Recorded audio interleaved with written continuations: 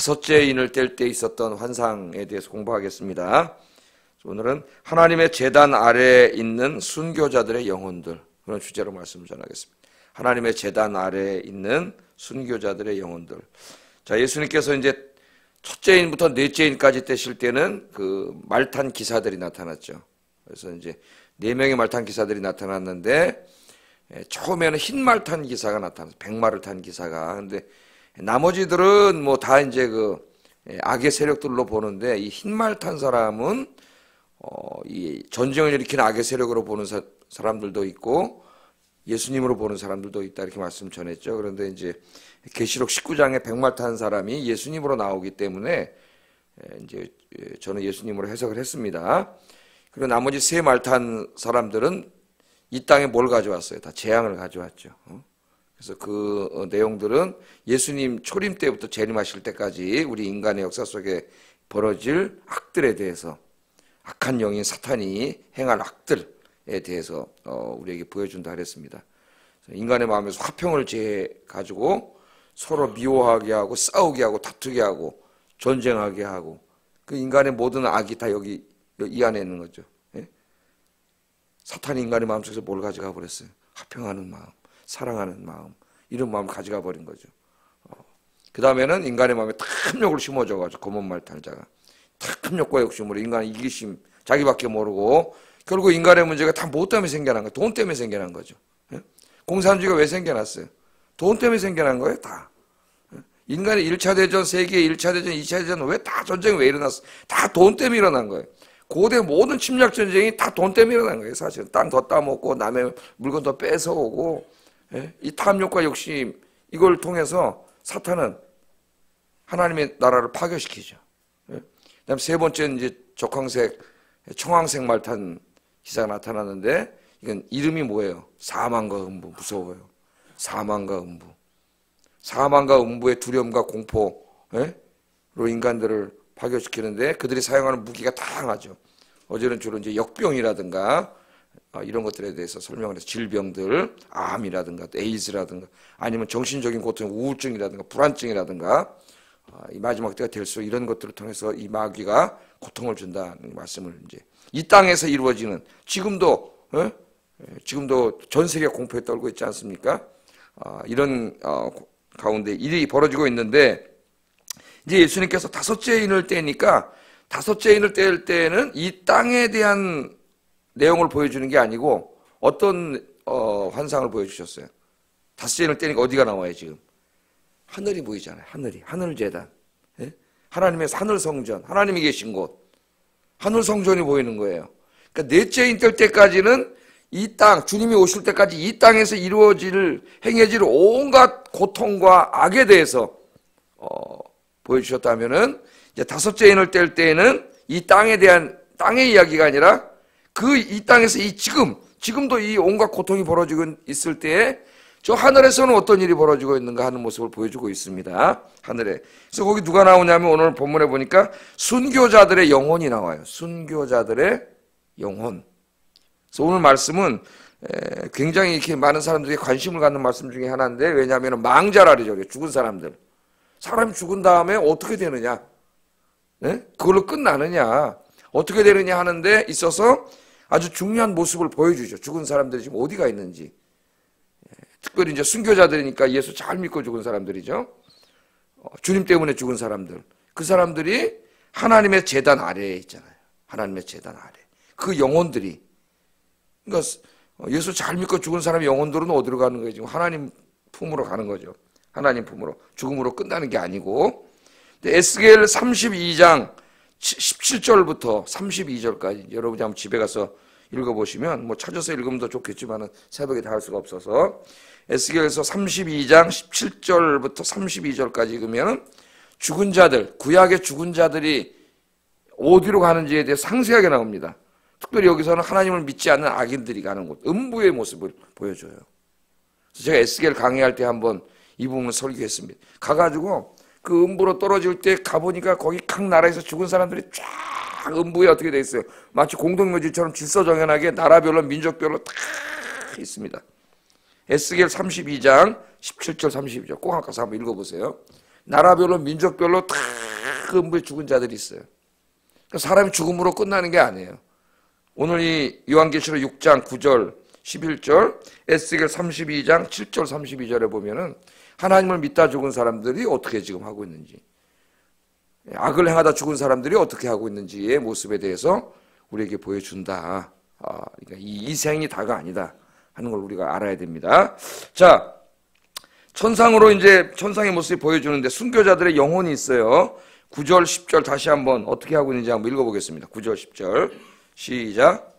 다섯째 이를 되실 때 내가 보니 하나님의 말씀과 그들이 가진 증거로 말미암아 죽임을 당한 영혼들이 제단 아래 있어 큰 소리로 불러 이르되 거룩하고 참되신 대주제여 땅에 거하는 자들을 심판하여 우리 피를 갚아주지 아니하시기를 어느 때까지 할지어나이까 하니. 예, 여기 보면 일단 하나님의 보좌 아래, 그러니까 하나님과 가장 가까운 곳이죠.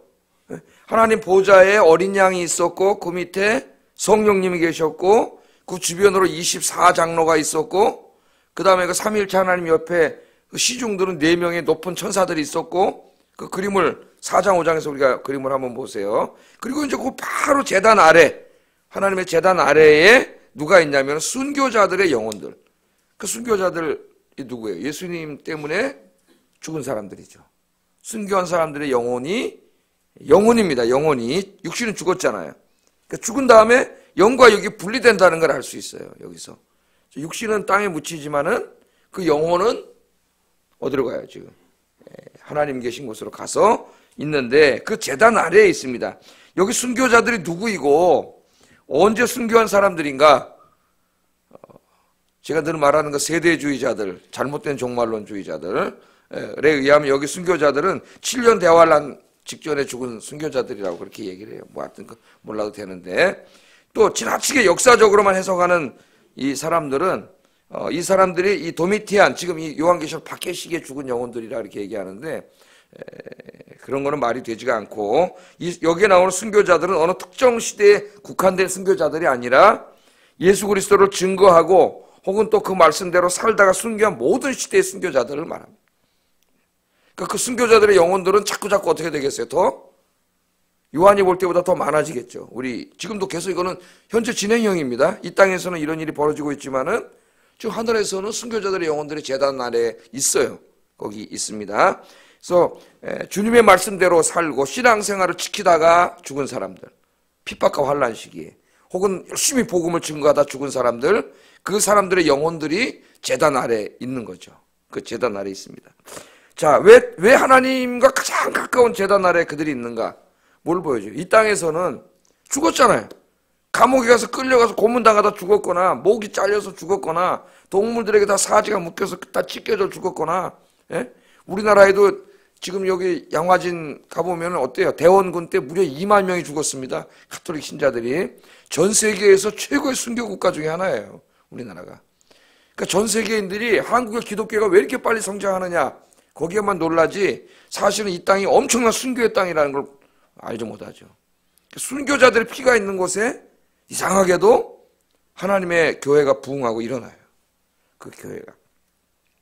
자, 이분들이 가장 하나님과 가까운 곳에 있다고 하는 것은 그 제단은 하나님께 뭘 드리는 것이죠? 제물을 드리는 것이죠. 그러니까 하나님이 가장 기쁘시게 받으시는 제물이, 영적인 제물이 뭐냐면 순교라는 것을 보여줍니다. 순교라는. 사실은 예수 믿는 사람의 가장 큰 영광은 주님을 위해 살다 주님을 위해 죽는 거예요. 예? 주님 때문에 돈 마음 열고 부자 되고 성공하는 게 아니고 주님을 위해서 살다가 주님을 위해 죽는 게 가장 큰 영광이고, 그런 영혼들은 하나님 앞에 가장 가까운 가장 축복의 장소에 있다고 하는 것을 오늘 우리에게 보여주고 있습니다. 자, 오늘 이 말씀을 볼 때 우리 요즘 기독교인들이 신앙생활을 너무 편안하게, 편안함을 너무 좋아해요. 편안함, 쉼, 예? 이런 걸 너무 좋아해요. 경제적으로 이제 어느 정도 이렇게 크고 돈도 좀 있고 여유가 있다 보니까 육신적인 편안함, 육신적인 즐거움, 육신적인 쉼, 이런 것에 너무 빠져가지고 주님을 위해서 살아야 되는 걸 잊어먹어요. 우리 주님이 나를 따르려면 자기를 부인하고 자기 십자가를 지라 했습니다. 온전한 자기 헌신이죠. 그런데 오늘 보면 십자가를 지려는 사람은 그렇게 많지 않은 것 같아요. 나 부담 주지 마세요. 그냥 종교 생활 편안하게 주일날 가서 예배 드리고 마음 편안해지고, 예? 그냥 그 정도에서 머물지, 나를 너무 주님을 위해서 헌신하게 하지 마세요. 예? 전도하고 막 기도하고 봉사하고 예배 드리고 막 기도해야 하고 막, 예? 그렇게 살면 이 땅에서는 편한 것 같지만은 하나님 앞에 이제 잠시 잠깐 하면 하나님 앞에 가는데 아무것도 없어요. 어리석은 자들이죠. 어리석은 자들. 그런데 여기 있는 사람들은 다 주님을 위해서 완전히 드린 사람이죠. 뭐까지 드렸어요? 자기 목숨을 드렸죠. 목숨보다 소중한 게 어디 있습니까, 여러분? 말씀대로 살다가 예배 드리다가, 예? 복음 증거하다가 자기 목숨까지 드렸던 그 사람. 이 땅에서는 저 사람 저렇게 열심히 던데 왜 이렇게 죽지? 우리는 죽고 그러면은 실패했다고 생각하잖아요. 예? 축복받지 못했다고 생각하잖아요. 그게 어리석은 생각이에요. 그 사람이 죄 짓고 살다 죽으면 아무것도 아니지만은 하나님을 위해서 일하다가, 예? 주님을 섬기다가 죽으면 그게 뭐예요? 하나님 앞에 가장 큰 영광이고 하나님이 가장 기쁘시게 받으시는 선물이죠. 일부러 가서 막 순교하고 막 순교 안 해도 되는데 막 가서 어디서 순교한대? 그래가지고 무슨 저 아프가니스탄 가서 순교가 그러라는 얘기가 아닙니다. 그건 잘못된 거예요. 우리가 살아서 주님을 섬기는 것도 중요한 것이죠. 그러나 그렇게 되다가 우리가 순교는 안 하더라도 어떻게 하는 거예요? 100% 정말 순교자의 마음으로 내 이 목숨까지 주님께 바치겠습니다. 내 모든 것 드리겠습니다 하는 마음으로 주님을 섬기고 봉사하고 전도하고 그렇게 살면은 순교는 안 했지만은 순교자의 신앙을 사는 거예요. 그렇게. 네. 우리나라도 엄청나게 많이 핍박을 아까 받았다. 대원군 때문에 보니까 기록을 보니까 한 2만 명 이상의 천주교 신자들이 죽었다 그러니까. 물론 거기에는 이제 기독교 박해도 있고 또 이 당파 싸움, 남인과 서인들의 당파 싸움에서 남인들이 이 천주교가 남인 쪽이라 하면 이제 여러분 쉽게 얘기하면 장희빈 이쪽 남인 쪽이잖아요.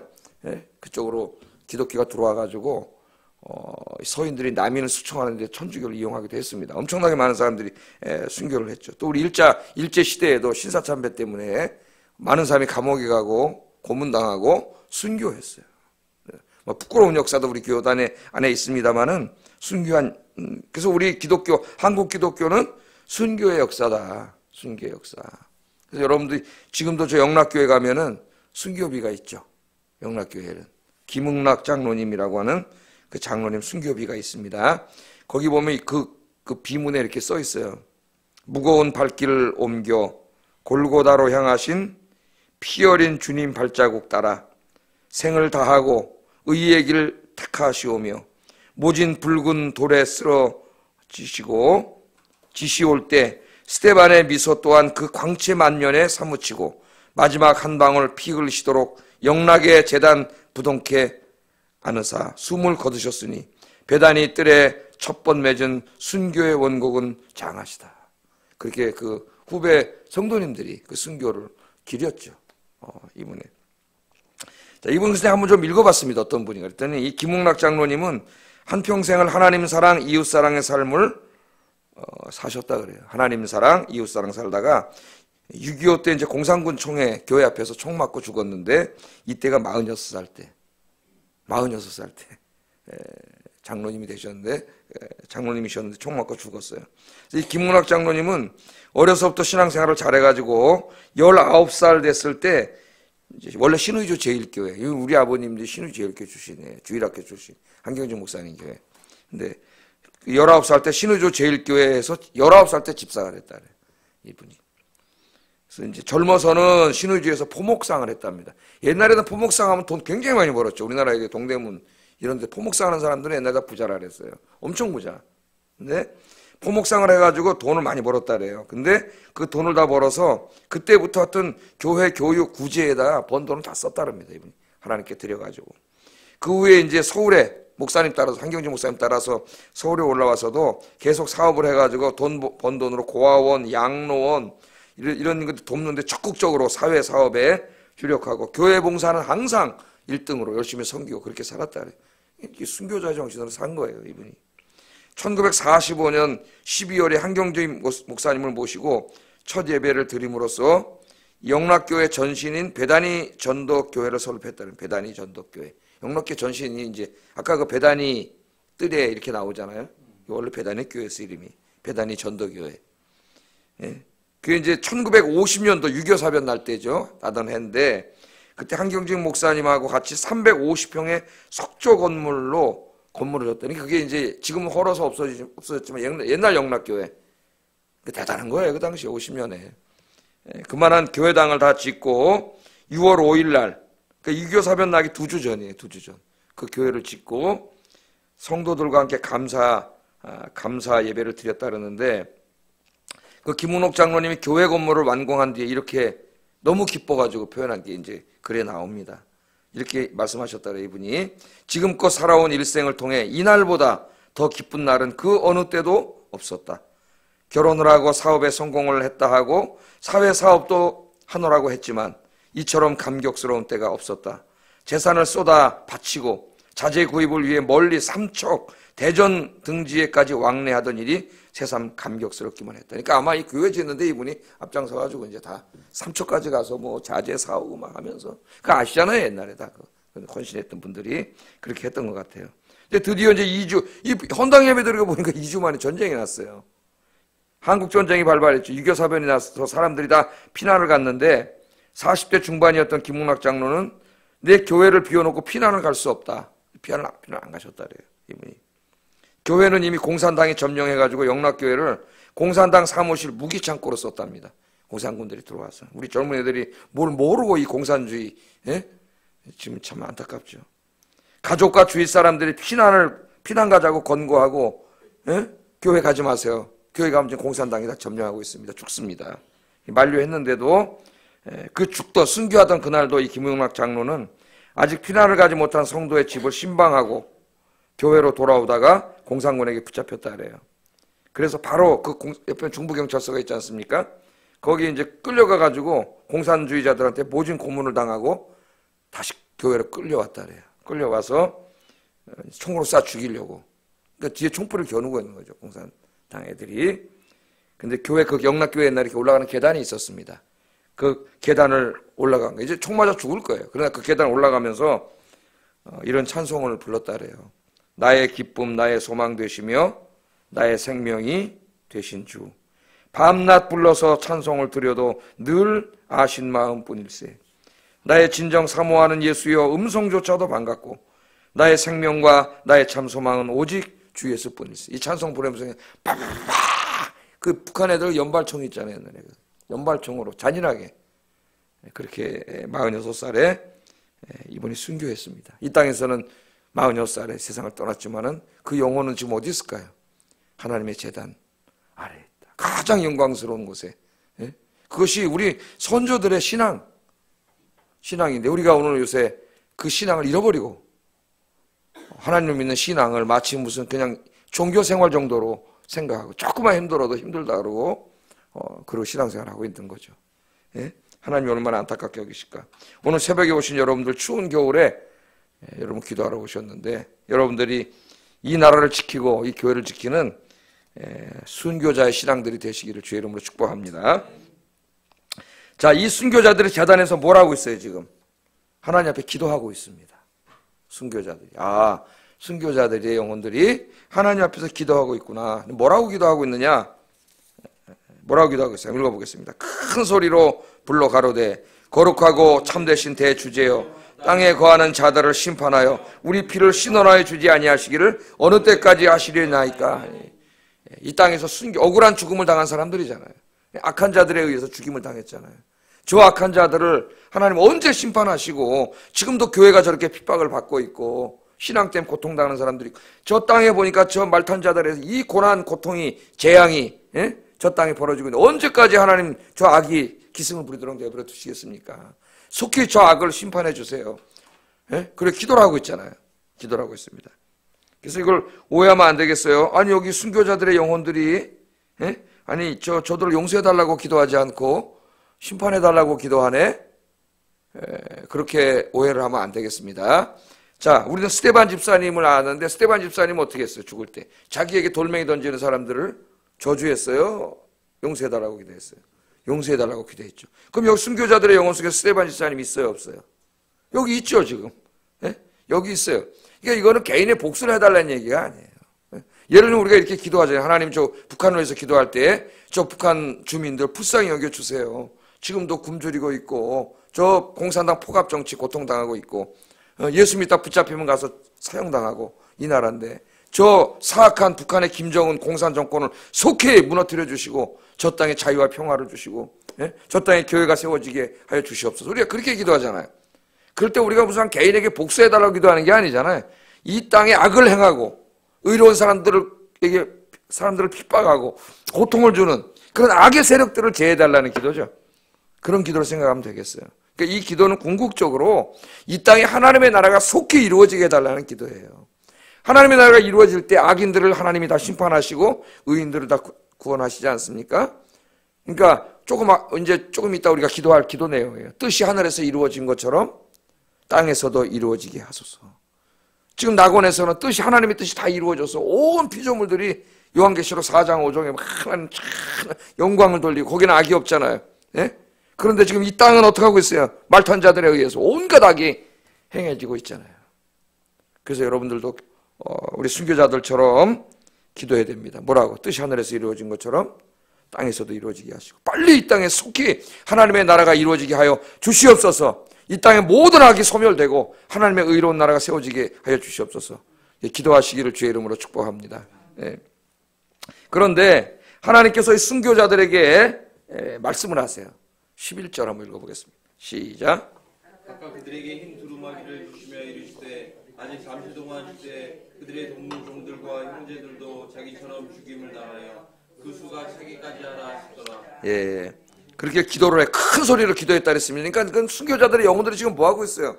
여러분, 하나님의 나라가 속히 이루어지도록 하나님의 제단 앞에서 지금 그 많은 순교자들의 영혼들이 큰 소리로 기도하고 있습니다. 그 소리가 들리십니까? 들리면 안 되겠죠. 우리는 들을 수 없죠. 그러나 우리가 그걸 알아야죠. 예? 큰 소리로 지금 기도하고 있으니까 우리도 기도해야 돼요. 똑같이. 그래야 어떻게 되는 거예요? 우리가 교통, 성령 안에서 교통이 이루어지는 거예요. 교통이. 예. 자, 그런데 이 순교자들에게 하나님이 뭘 주셨어요? 흰 두루마기의 옷을 한 벌씩 주셨습니다. 흰 두루마기 옷 한 벌씩을 주셨어요. 자, 이 흰 두루마기 옷이 뭐냐? 옷이 뭐냐? 어떤 학자들은 이 흰 옷을 이 영화된 몸이라고 해석합니다. 그럼 어떻게 되겠어요? 이 순교자들만 최후 심판이 이르기 전에 영광스러운 몸을 주셨다는 거예요. 그게 맞는 것 같아요? 안 맞는 것 같아요? 그렇죠. 이 영광스러운 몸은 주님 재림하실 때 한 번에 다 주는 거지 무슨 순교자들이라고 영광스러운 몸을 한 번에 받는 건 아니죠. 네.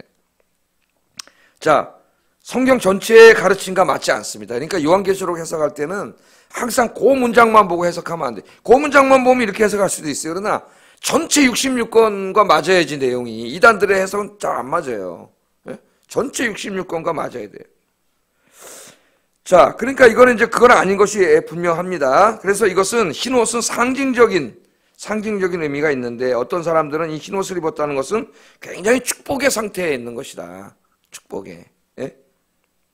자, 그러니까 이 축복의 상태에 있다는 건 맞아요. 그러나 자세한 설명은 되지가 않죠. 축복의 상태는 축복의 상태인데 무슨 축복의 상태냐?